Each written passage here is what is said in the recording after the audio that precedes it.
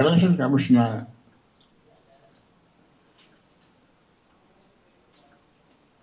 சந்திக்கும் போதெல்லாம்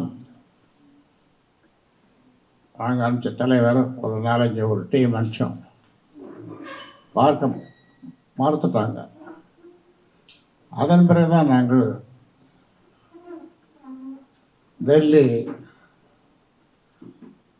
உயர்நீதிமன்றத்தில் வழக்கு தொடுத்தோம். வழக்கு தொடுக்கும்போது நாங்கள் தொடுத்தது தேர்தல் கமிஷனை எதிர்த்து. ஆனால் அதில் தேவையில்லாமல் அந்த ஒரு பொய்யாக பேசுகிற நிறைய பொய்யை வச்சு புழு மூட்டை கட்சி ஒன்று அவங்க அதில் ஆஜரானாங்க. அது ஆஜராகக்கூடாது. அதை ஏதோ பரிதாபப்பட்டு அனுமதித்திருக்காரு அந்த அந்த அம்மையார் நீதி அரசு.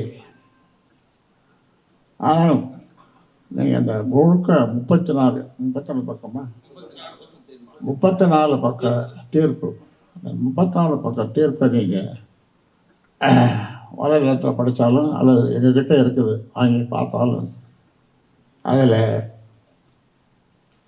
பாட்டாளி மக்கள் கட்சி நாங்கள் வெற்றி பெற்றிருக்கிறோம், நாங்கள் தான் கட்சி, நாங்கள் தான் எல்லாம்.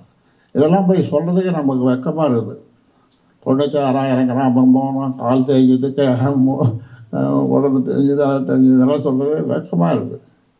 ஏன்னா தமிழ்நாட்டில் இருக்கிற மக்கள் பொதுவாக எல்லா கட்சிகளில் இருக்கிற மக்கள் தலைவர்களெல்லாம் பாட்டாளி மக்கள் கட்சியில் இருக்கிற அனைத்து மக்களும் என் மேலே வச்சிருக்கிற பாசம் இப்படிப்பட்ட ஒரு தலைவர்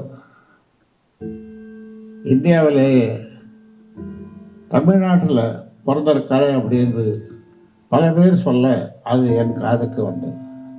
இப்படியெல்லாம் இந்த கட்சியை கொண்டு செல்லும் வேளையில் இந்த கட்சியில் எனக்கு அதிகாரம் இல்லைன்னு சொல்கிறதுக்கு ஒரு பிள்ளை, இது எப்படி இருக்குது பாருங்க. அதனால தான் நாங்கள் வழக்கு தொடர்ந்தோம். அது மட்டும் இல்லை, இதுவரை சரித்திரத்தில் இல்லை. அதாவது தேர்தல் கமிஷனை எதிர்த்து ஒரு போராட்டம் செய்கிறது. அது டெல்லியில், அதாவது டெல்லி கிட்டத்தட்ட ஒரு 400 பேர், 400 பேர் தமிழ்நாட்டிலிருந்தும் போனாங்க, டெல்லியிலிருந்தும் அங்கேருந்த தமிழர்களும் கலந்துக்கிறாங்க. ஆக ஒரு மிகப்பெரிய அளவில் அந்த போராட்டம் நடந்தது. தீர்ப்பும் இப்போ 34 பக்கம் தீர்ப்பு நமக்கு சாதகமான தீர்ப்பினுடைய முக்கியமான சாராம்சத்தை எப்பொழுது முன்னாள் நீதியரசர்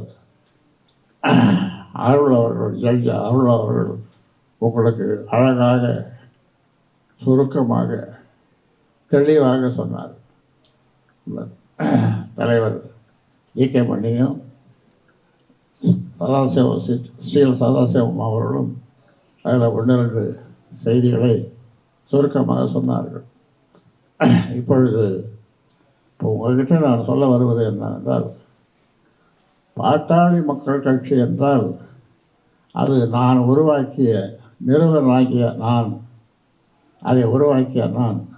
இது வேறு ஒருத்தர் அந்த பேரை சொல்கிறதுக்கோ அந்த கொடியை பயன்படுத்துவதற்கோ உரிமை கிடையாது. அது இப்போ தெளிவாக ஆகிட்டுருக்கு. ரீசன் அண்ட் டெவலப்மெண்ட் பாலிட்டி நான் நடத்த போகிறேன். எல்லாம் வாங்க ரீசன் அண்ட் டெவலப்மெண்ட் பாலிட்டிக்ஸ். அது கிரேனில் வச்சு மாலை வச்சு கழுத்தில் போட சொல்கிறதும் ரீசன் அண்ட் டெவலப்மெண்ட் பாலிட்டிக்ஸ். எதாவது பண்ணி போட்டோம், ஆசை இருக்குது, எதாவது பண்ணி போட்டோம். என்னை பற்றி பேசுவதற்கு உனக்கு எந்த உரிமையும் கிடையாது. தெளிவாக சொல்லிவிடுத்த தீர்ப்பு. டெல்லி உயர்நீதிமன்றத்தினுடைய தீர்ப்பு அந்த அம்மையார் சொன்ன தீர்ப்பு, இனி அரசி சொன்ன தீர்ப்பு மிக தெளிவாக இருக்குது. அதனால் இப்போவும் சொல்கிறேன், நீ ஒரு கட்சி ஆரம்பிச்சுக்கோ. ஆமாம், நீ எப்படி வேணாலும் நடந்துக்கோ. என் பேரை போடக்கூடாது, என் ஃபோட்டோவை போடக்கூடாது. உங்கள் மூலமாக உறுதியாக சொல்கிறேன், அதை செய்யக்கூடாது. அதுக்கு உனக்கு எந்த உரிமையும் கிடையாது. அதனால் ஊடக நண்பர்களே, இதை நீங்கள் தெளிவாக மக்களுக்கு கொண்டு செல்லுங்க. இன்னும் ஏதாவது உங்களுக்கு சந்தேகம் இருந்தால் கேளுங்க, நான் சொல்லுங்கள். செய்திகளை உடனுக்குடன் தெரிந்து கொள்ள கீழ்கண்ட கேபிள் மற்றும் டிடிஹெச் நெட்வொர்க்குகளில் எம் நாடு செய்தி தொலைக்காட்சியை காணுங்கள். பாதகம் செய்பவரை கண்டால் நாம் பயம் கொள்ளலாகாது பாப்பா. மோதி மிதித்து விடு பாப்பா, அவர் முகத்தில் உமிழ்ந்து விடு பாப்பா. அண்மை செய்திகளை உடனுக்குடன் தெரிந்து கொள்ள இணைந்திருங்கள் எம் நாடு தொலைக்காட்சியுடன்.